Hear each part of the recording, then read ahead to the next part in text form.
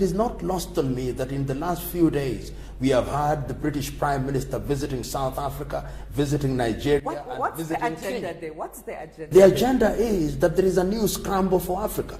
And they are worried that China is getting a foothold, and in order to ensure that that foothold does not quite exclude them, we've got to renew our interest by appealing to our association. You'll see them talking about strengthening the Commonwealth. You'll see the French President Macron visiting Cote d'Ivoire and Senegal and said our camaraderie and our brotherhood as people who belong to one Commonwealth. And you've seen Angela Merkel yes, recently. So there is a new scramble for Africa, but it's not as blatant as it was in those early years. It is much more subtle. It is being shrouded and concealed in trade and cooperation. And if we are not very careful, this is that trade is the Trojan horse. It will enter into the room, and once it has entered into the room, before we know it, the tent will be occupied. China has defined what she needs and what she wants. And she has identified that Africa has resources, both in terms of mineral and other agricultural resources, and that Africa constitutes a big market. I can tell you that China is now exporting fish to Africa, exporting electronic material to Africa, exporting raw material, not raw material, but textile material to Africa. The question is, what is Africa exporting to China beyond primary products? And when China is handing down these many loans, including the promised $60 billion to African countries, what will she get in return? My view is we must begin to ask the foundational question: what are we doing to ensure that China does not run roughshod over African countries, and that there is indeed an engagement that is mutually beneficial? That if we are going to engage with China in a manner that is sustainable and for the benefit of the people of Africa, we must ensure that we reduce the trade imbalance. And that requires certain actions on the part of African countries. Look at the minerals that we are exporting, like coltan or rare earth, that is being exported to China and is an integral component in electronic material. Why can't we have those factories located in Africa so that Africa also develops our own industries? Why can't we ensure that there is transfer of technology, particularly when we are beginning to talk about the fourth industrial revolution? Is there genuine and legitimate transfer of technology? Why are we allowing unnecessary Chinese labor to be working in infrastructure projects while we have our own engineers and our own people who can do that? Once again, I must reiterate, that is incumbent upon political leadership and leadership in business and leadership in private sector and in public sector to make demands of our leaders that if this kind of relationship goes on unchecked, then China will begin to control our economies in a negative way. If you look at countries such as Nigeria, or even South Africa, or even Kenya and Tanzania, and if you go up north in Egypt and Morocco, we now have trained personnel.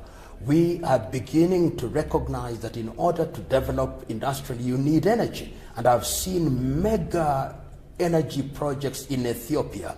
I've seen major projects in Egypt and in Morocco. We need to see more, for example, in the Democratic Republic of Congo through the Inga Dam, and even down here in South Africa. If you have energy, then you can begin to talk about industrialization. But if you don't have energy, and progressively, another important thing that we are going to require is water. Once you have that and you have infrastructure so that there is movement of goods and services, and you also have the legal infrastructure, then we can begin to talk about meaningful industrial revolution. But this must be done, in my view, initially through regions. So that within SADC, I believe that South Africa is the anchor economy.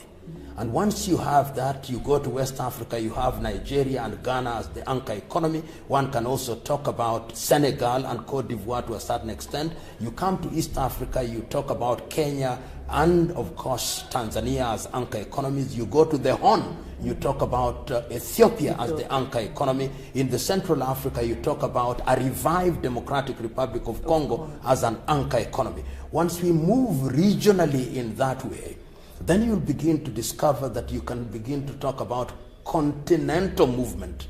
And the other thing is, through the regional bodies, and there are many of them, you know, the SADC, the ECOWAS, the COMESA, the IGAD, the East African Community, the Central Africa, is the movement towards a single currency. And I've seen recently in Kigali, we talked about freeing the African skies so that intra-African travel is made affordable.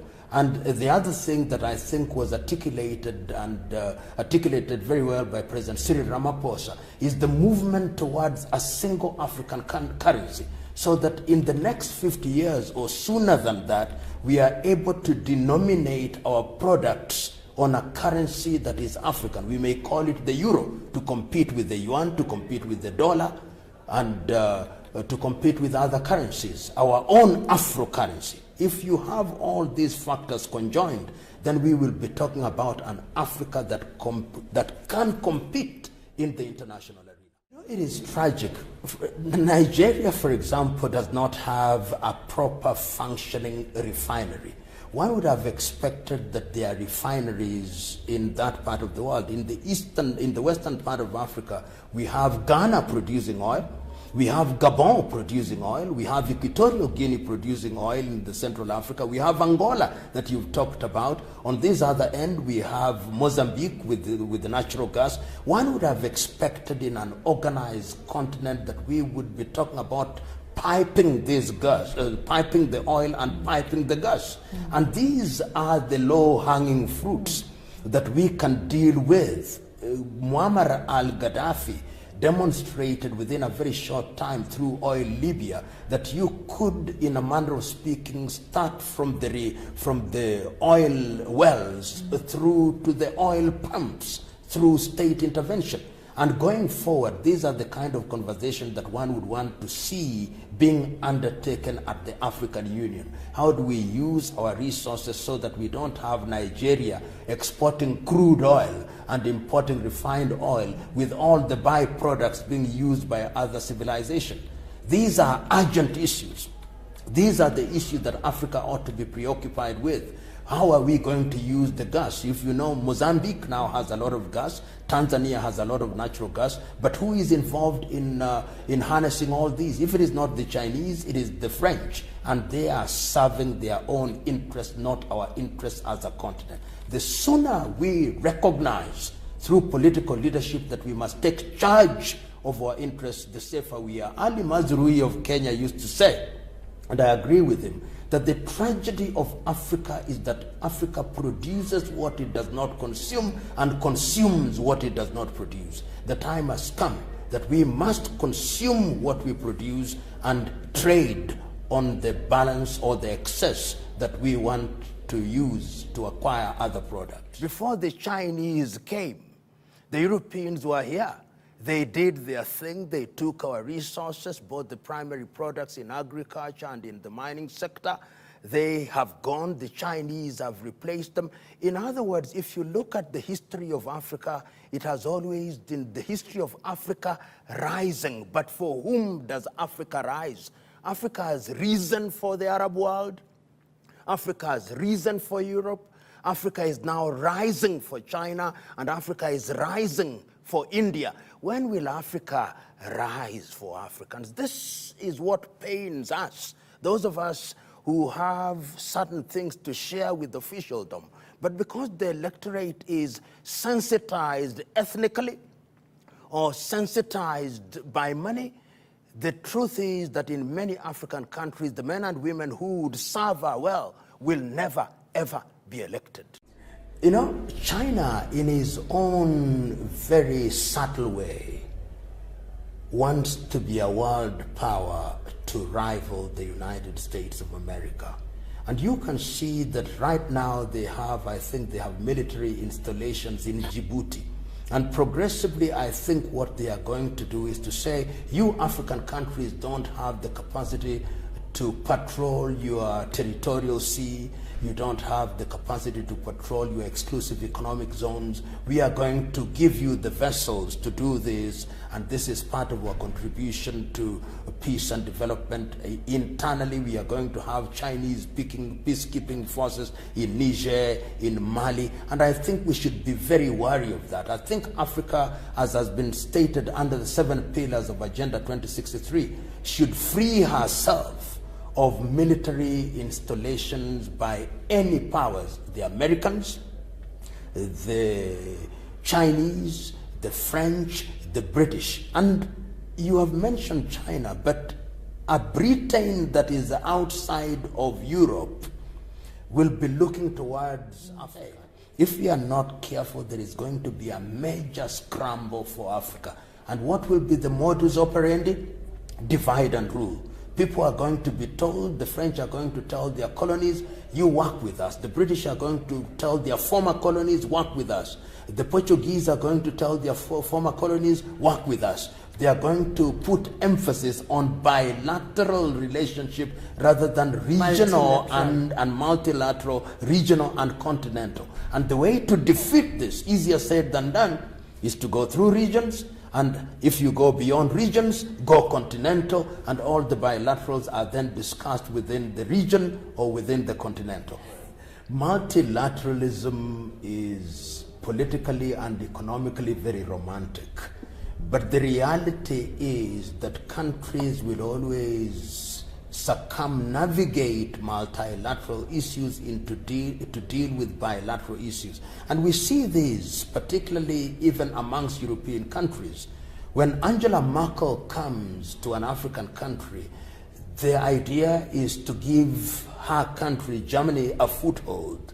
European Union may be mentioned, but you can see that there are certain things that are strategically important for the Germans, and those are the focus. Americans, also, when things are important for America in their direct dealing with individual countries, then they talk to the individual countries. Only recently, I think a week ago, our own president was invited to the United States to have a tete-a-tete with President Trump in his capacity as the president of Kenya. And he did that to President Buhari of Nigeria. So there is a sense in which multilateralism is useful only in certain areas, and in certain areas people still go to the old traditional way of bilateral relationship. But Africa must know that it's through bilateral relationship that Africa has been undermined, because we are weak and have no capacity to negotiate as individual countries, particularly when we are dealing with giants such as European Union, or giants such as Germany or the United States or China. Our salvation lies in our unity and in our working together as a single unit, but not forgetting our diversity and the specificities and particularities of our individual countries. I think there is hope. I think there was need to have a change. Some will say that it's a mere change of guard, but I think that the realities of the economy of Zimbabwe are such as to require the Mnangagwa administration to do certain things that are right for the general good of the people, so that his hand will be forced. And if I look at some of the statements that have been made and the appointments that have been made, particularly in the area of the Minister for Finance, I'm persuaded that we are beginning to move in the right direction. What I expect the Mnangagwa administration to do is also to incorporate the opposition. I think this administration should be seen as a transition administration, and a government of national unity can be put together so that somebody like the former presidential candidate Chamisa and his group are also included, because Zimbabwe's economy is in the high dependency unit, and it needs all the political oxygen that can be marshaled for it to be revived, so the agriculture is revived, so that the mining sector is revived, so that the unemployment situation is dealt with. And I believe that Zimbabwe is on the mend. It is not going to be immediate, it is not going to be dramatic, and people have got to be vigilant, and I think that the SADC region ought to be useful in pushing them in that direction. And in this regard, the government of President Cyril Ramaphosa is going to be very critical because it is the single biggest economy in this region. DRC, there are certain movements that are useful. The fact that President Kabila has now taken the view that he will not contest is a good thing. But DRC is a little bit more complex than we know it. If you are talking about over 132 armed groups in the eastern Congo alone, it is not going to be easy. But I think let us do the first things first. Let us have credible elections in the DRC and in the month of December. And once we have had those elections, we've got to re-engineer governance. And I think they need a new constitutional dispensation. They'll need to silence the guns. There'll be need, in my view, to have an all-party meeting. All armed groups must be invited to discuss with whichever government wins the election. But who's going to mediate? I believe that the African Union is in a position to do that, and if they are supported by the United Nations, there is a sense in which it can be done. So African Union can do it, and I believe that South Africa, SADC, will also be very useful in this regard. It is not going to be easy, but we have demonstrated in the recent past that what is happening in South Sudan now demonstrate to me that Africans are capable of resolving their conflicts within the continent. What has happened, the rapprochement between Eritrea and Ethiopia has also demonstrated to me that if there is will within the continent with support, material or otherwise, from outside of the continent, then this can be resolved. The other conflict that we don't talk about, but I must talk about, is the Cameroons. The situation in the Cameroons is also one that needs attention, so that you are able to solve the Cameroonian problem there, so that you stabilize Central Africa. So you are talking about resolution of conflict in Cameroon, where there is a forthcoming election. You also talk about the conflict in Central African Republic, and also resolve the issues in the Democratic Republic of Congo, so that we give practical meaning to the pronouncement by the African Union that the guns must be silent by 2020.